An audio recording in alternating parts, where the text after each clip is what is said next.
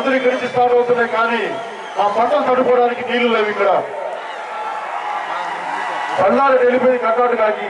ఆ రోజు నుంచి మాకు శాపం, ప్రకృతి శాపం ఉంది, మా రాజకీయ నాయకుల శాపం కూడా ఉంది. మా రాష్ట్రంలో మా ప్రాంతంలో పుట్టి మాకు నిలబడలేని రాజకీయ నాయకులు ఉన్నారు.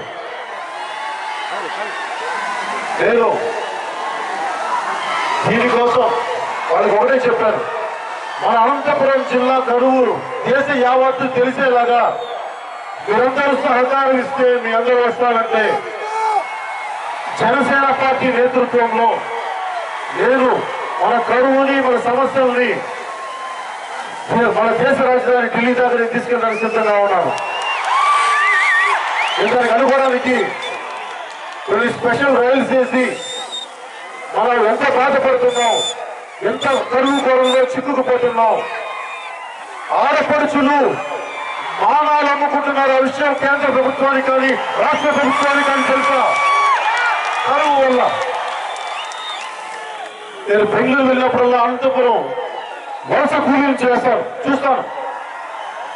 ఇక్కడ భూమి ఉండి కేవలం నీరు లేక కరువులతో వెళ్ళిపోయి రకరకాల వృత్తుల్లో ఆత్మగౌరవం చెప్పుకొని బతుకుతూ ఉన్నారు. వాళ్ళ ఆడవారి మీద అత్యాచారాలు జరుగుతున్నాయి. అవి కూడా చెప్పారు నాకు. ఇవన్నీ కేవలం మా రక్షణ, మా అనంతపురం నుంచి మేము రావటం వల్ల మేము వనరుకులు అయిపోయాం. మాకు రక్షించే వాళ్ళు ఎవరు లేరు. అంటే నేను వాళ్ళకి నాకు నిజంగా ఒక శక్తి ఉండుంటే ఈ కరువు కోసం ఏం చేశాను. కానీ ఈ అనంతపురం కరువు గురించి నేను కొంతమంది రైతుల నిపుణులతో మాట్లాడాను. దాంట్లో ముఖ్యంగా స్వరాజ్ అభియాన్ శ్రీ యోగేంద్ర యాదవ్ గారితో కూడా మాట్లాడాను. వాళ్ళు నడిపేది ఈ దేశంలో పారిశ్రామికవేత్తలకి, చాలా సంపన్న వర్గాలన్నిటికీ లాబీలు ఉన్నాయి.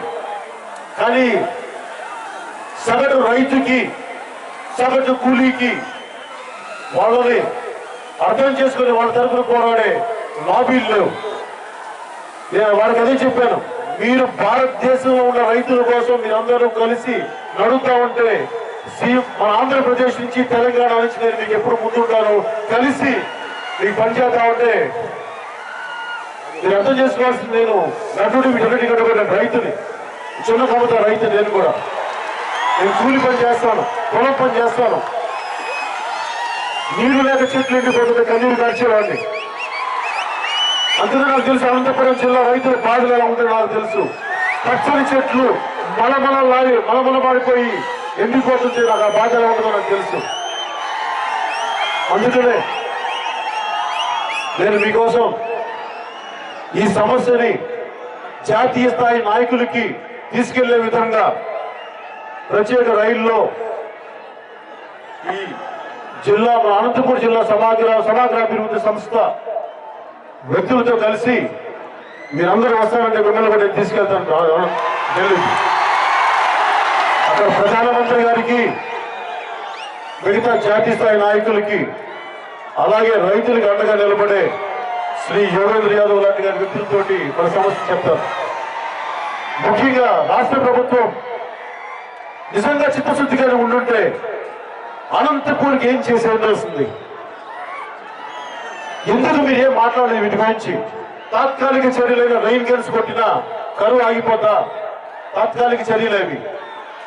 ఇన్ని దశాబ్దాల కాలంలో ఎందుకు ఏ ఒక్కరూ కూడా ఈ వ్యవసాయానికి కానీ తాగునీటికి కానీ ఎందుకు ఎవరి ప్రభుత్వాలు నిలబడలేకపోయింది? ఒక సత్యసాయిబాబా రావాలా తాగునీటి అవసరాలు తీర్చడానికి? స్పెయిన్ నుంచి వచ్చిన దివంగత శ్రీ పెరీరా గారు కావాలా ఇక్కడ అవసరాలు తీర్చడానికి? ఎక్కడో బెంగాల్లో పుట్టి ఇక్కడ రొడ్డ మండలంలో ఉండి టింబక్టు ప్రాజెక్ట్ అని చెప్పి స్టార్ట్ చేశారు.